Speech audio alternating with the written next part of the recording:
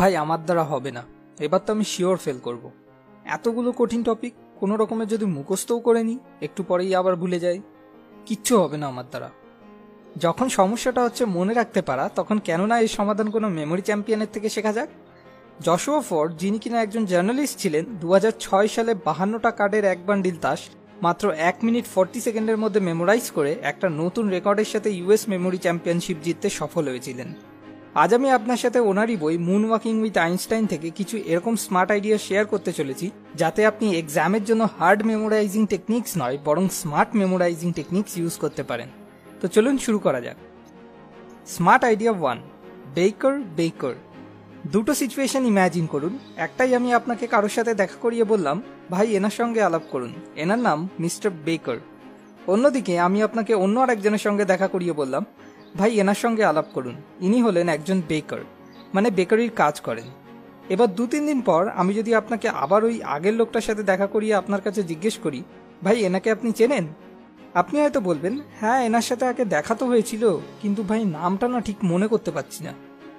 অন্যদিকে যদি দ্বিতীয় লোকটার সাথে 2-3 দিন পর আবার দেখা করাই আর আপনাকে ওই একই প্রশ্ন করি, ভাই এনাকে আপনি চেনেন? তো সম্ভাবনা আছে আপনি হয়তো বলবেন, আরে হ্যাঁ এনাকে তো আমি চিনি, ইনি তো একজন বেকার। তাহলে এরকম কেন হয় যে একটাই ওয়ার্ড বেকার যখন নাম হিসাবে মনে রাখতে হয় তখন আমাদের মনে থাকে না, কিন্তু যখন অকুপেশন হিসাবে মনে রাখতে হয় তখন মনে থেকে যায়? এর কারণ হলো, কারোর নাম বেকার শোনার পর আমাদের মাথায় সেটার কোনো ছবি তৈরি হয় না, কিন্তু যখনই আমরা শুনি যে এই লোকটা বেকারির কাজ করে, তখন নানা রকম ছবি আমাদের মাথায় আসতে শুরু করে দেয়, যেমন পাউরুটি বা বিস্কুটের ছবি। তখন এই ছবিগুলোর সাথে আমরা ওই লোকটাকে লিঙ্ক করে দিই, মানে একটা অ্যাসোসিয়েশন তৈরি হয়, যেটা কিনা নামের ক্ষেত্রে তৈরি হওয়াটা একটু মুশকিল। এরকমই যখন আমরা কিছু এরকম টপিক পড়ি যেটার কোনো অ্যাসোসিয়েশন বানানো মুশকিল হয়ে যায়, তখন সেই টপিকগুলো মনে রাখাও আমাদের জন্য মুশকিল হয়ে যায়। এটাকে সহজ করার জন্য আমাদের শুধু একটু পরিশ্রম করে যতটা সম্ভব অ্যাসোসিয়েশন বানাতে হবে। যেমন বেকার নামটা মনে রাখার জন্য যদি আপনি ওই মানুষটাকে দেখে এটা ইম্যাজিন করতে শুরু করেন যে মনে হয় এই লোকটা ছোটবেলায় অনেক পাউরুটি খেতে ভালোবাসতো, এই জন্য ওনার মা বাবা ওনার নাম বেকার রেখে দিয়েছে। এতে কি হবে, ওই মানুষটার নামের সাথে একটা ইমোশন অ্যাসোসিয়েট হয়ে যাবে, যার ফলে ওই মানুষটাকে দেখলেই এই গল্পটা আপনার মনে পড়ে যাবে আর আপনি খুব সহজেই ওনার নাম মনে করতে পারবেন। Smart idea 2, chunking.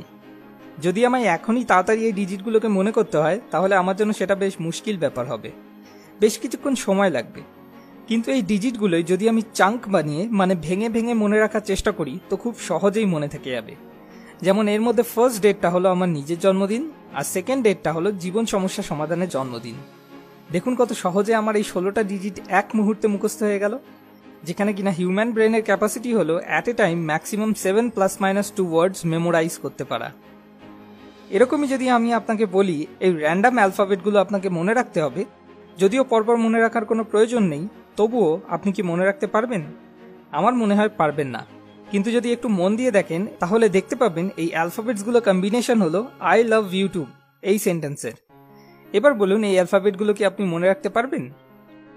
Smart idea 3, memory palace. এই লিস্টটাকে মন দিয়ে দেখে নিন, এটা আপনাকে মনে রাখতে হবে। শুধু পড়াশোনায় নয়, এরকম লম্বা লম্বা লিস্ট বিভিন্ন ক্ষেত্রে আমাদের মনে রাখতে হয়, যেমন শপিংয়ের সময় বা কোনো স্পিচ বা প্রেজেন্টেশন দেওয়ার সময়। তাহলে এত লম্বা লিস্ট কি করে মনে রাখবেন? এরকম ক্ষেত্রে মেমোরি প্যালেস টেকনিক সব থেকে বেশি কাজে আসে। আপনাকে একটা জায়গা ইম্যাজিন করতে হবে যার কোনা কোনা আপনি খুব ভালো করে চেনেন। হতে পারে আপনি ছোটবেলায় যে বাড়িতে থাকতেন সেই বাড়িটা। প্লিজ এবার একটু মন দিয়ে আমি যে গল্পটা বলছি সেটাকে ইম্যাজিন করার চেষ্টা করুন।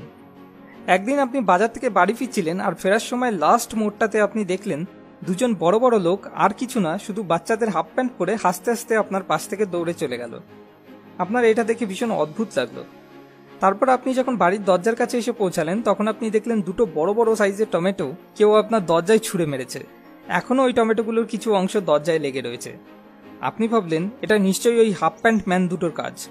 আপনি রেগে তাড়াহুড়ো করে দরজা খুললেন, আর দরজা খুলতেই আপনি দেখলেন আপনার সোফাতে বসে সানি লিওনি 1 ডজন কলা খাচ্ছে। এবার এটা হয়তো কারোর একটু ভায়োলেন্ট লাগতে পারে, কিন্তু জিনিস যত বেশি ভায়োলেন্ট আর অদ্ভুত হবে ততটাই বেশি আপনার ভালোভাবে মনে থাকবে। এরপর আপনি ভাবলেন ভাই কি হচ্ছে এসব, আর আপনি সিঁড়ি দিয়ে উপরে উঠতে গেলেন। ওঠার সময় আপনি দেখলেন প্রতিটা সিঁড়ির উপর কে যেন অদ্ভুতভাবে একটা একটা করে রসগোল্লা দিয়ে রেখেছে, আর সিঁড়িতে চড়ার সময় ওই রসগোল্লাগুলোর রস এসে আপনার পায়ে লেগে গেল। তো আপনি সিঁড়ি দিয়ে উপরে উঠেই পা ধোয়ার জন্য সোজা বাথরুমে গেলেন। সেখানে আপনি দেখলেন একটা বড় টিকটিকি আপনার সাবান কামড়ে কামড়ে খাচ্ছে। তো আপনি কালো হিট নিলেন আর স্প্রে করে ওই টিকটিকিটাকে কোনো রকমে তাড়ালেন, কিন্তু আপনার এত ঘেন্না লেগে গেল যে আপনি সাবানটাতে আর হাতও লাগালেন না। আপনি টয়লেট ক্লিনার দিয়েই পা ধুয়ে নিলেন। তারপর আপনি পা মোছার জন্য টাওয়াল নিতে গিয়ে দেখলেন আপনার ওয়াইফ আগে থেকেই ওই টাওয়াল পরে খাবার বানাচ্ছে। তো এটা দেখে আপনি দেখতে গেলেন যে এত কিসের তাড়া ছিল যে টাওয়াল পরেই খাবার বানাতে লেগে গেল। আপনি কাছে গিয়ে দেখলেন আপনার ওয়াইফ কড়াইয়ে 2টো ডিম নিয়ে জল ছাড়াই ওই ডিমগুলোকে সিদ্ধ করার চেষ্টা করছে। এরম সময় ওই ডিম দুটো থেকে চিকেনের বদলে ডাইরেক্ট বড় বড় 2টো মাছ বেরিয়ে এলো, আর ওই মাছ দুটো তখনই সাইডে বেসিনের মধ্যে লাফ দিয়ে ড্রেনে চলে গেল। আর এই সিন দেখে সাইডে রাখা মূলো আর গাজর জোরে জোরে হাসতে লাগলো। তো তাদের চুপ করানোর জন্য আপনি ওদেরকে 2টো ক্যাডবেরি দিলেন খাওয়ার জন্য। এরপর এই সমস্ত উদ্ভট ঘটনায় বিরক্ত হয়ে আপনি এসে ফ্রিজ থেকে পেপসি বার করলেন, আর পেপসি থা ইসলিয়ে পি গায়ে। কিন্তু কে জানে ওই পেপসিতে কি ছিল, পেপসিটা খেতেই আপনার নেশা হয়ে গেল আর ঘুম ঘুম আসতে শুরু করলো। এরপর আপনি একটা বড় কুশন নিয়ে, যেটার উপর লেখা ছিল ঘুমানো বারণ, সেটার উপরই ঘুমিয়ে পড়লেন। এবার এই ভিডিওটাকে পজ করুন আর চেষ্টা করে দেখুন এই 15টা আইটেমের মধ্যে কটা আইটেম আপনি মনে করতে পারছেন। আর হ্যাঁ, আমাদেরকেও কমেন্ট করে অবশ্যই জানাবেন। এখন এই সব কটা টেকনিক যদি আমি সামারাইজ করি তো কি পয়েন্টগুলো দাঁড়ায়? আমাদের ব্রেন ওয়ার্ডসে না পিকচারে ভাবে। এই জন্য কোনো জিনিসকে লং টাইম মনে রাখার জন্য আমাদের ওই জিনিসটার সঙ্গে কোনো ইমেজ বা ইমোশন লিঙ্ক করে অ্যাসোসিয়েশন বানাতে হয়, যাতে সহজে এই জিনিসটা অনেক দিন পর্যন্ত আমরা মনে রাখতে পারি। আপনার হয়তো শুনতে একটু অদ্ভুত লাগতে পারে, কিন্তু এই সব টেকনিকগুলো আজ থেকে প্রায় 2500 বছর আগে গ্রিসে আবিষ্কার করা হয়েছিল। কেননা যেহেতু তখন কোনো লেখার উপায় ছিল না, তাই তখনকার লোকেরা হিউম্যান মেমোরির উপরই বেশি নির্ভর করত। কিন্তু আজ কম্পিউটার, স্মার্টফোন, গুগল এই সব টেকনোলজির জন্য আমাদের মধ্যে বেশিরভাগ লোকই নিজের মেমোরি পাওয়ারের উপর এতটুকু মনোযোগ দেয় না। যেমন সক্রেটিস বলেছিলেন, writing will make people Dam. Memory পাওয়ার কি শুধু পরীক্ষাতেই ভালো নাম্বার পাওয়ার জন্য লাগে? না, ইনফ্যাক্ট আমরা যেটাই তৈরি হয়েছি সেটা পুরোপুরি আমাদের মেমোরির জন্য। এখনই যদি আপনার ভেতর থেকে সব মেমোরি পুরোপুরিভাবে মুছে দেওয়া যায় তো আপনি এতটুকুও জানবেন না যেটা আপনার নিজের বডি না অন্য কারোর। মেমোরি আমাদের জীবনের ডিসিশন, কোর ভ্যালুজ এই সব কিছুকে মেনটেন করে। একটা ভালো মেমোরি পাওয়ারের সাথে আমরা একটা ভালো জীবন লিড করতে পারি। যখন আপনার মেয়ে এসে আপনাকে জিজ্ঞেস করবে, বাবা বাবা বলো না, আমি যখন কথা বলতে শিখেছিলাম তখন আমি একদম সবার প্রথমে কি বলেছিলাম, তখন যদি আপনি তাকে সত্যিটা বলতে পারেন তো ভাবুন এই ছোট্ট জিনিসটুকু আপনাকে আর আপনার মেয়েকে দুজনকেই কতটা আনন্দ দেবে। যেমন এই বইয়ের লেখক জশুয়া ফোর বলেছেন, if you want to live a memorable life then be the person who remembers to remember. যদি আপনি আরও ডিটেলসে এই ব্যাপারে জানতে চান তো নিচে ডেসক্রিপশনে দেওয়া লিঙ্ক থেকে গিয়ে amazon.in থেকে এই বইটা কিনতে পারেন।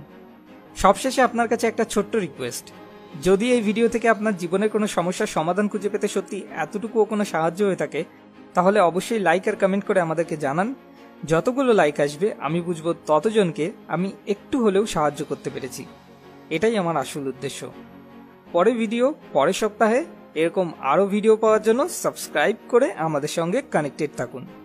মোর উইজডম, মোর সলিউশন, বেটার লাইফ।